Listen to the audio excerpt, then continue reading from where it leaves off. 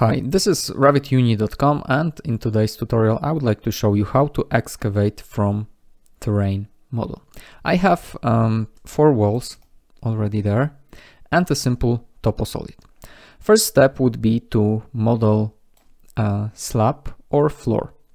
I will select actually a slab, as the role of this element would be a foundation, and then by picking walls I will create a rectangle with an offset of, let's say, -2000 from level. I generated a section running through this building, and let's see how it looks like.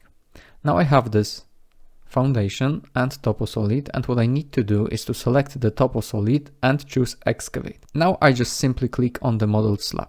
You see that everything above the slab is also excavated. So when I'm in 3D model, let's isolate it to see how it looks like.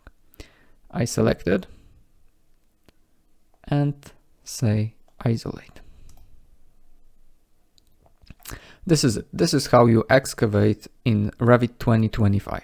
Thanks for watching, and remember to subscribe to my channel and visit my site revituni.com.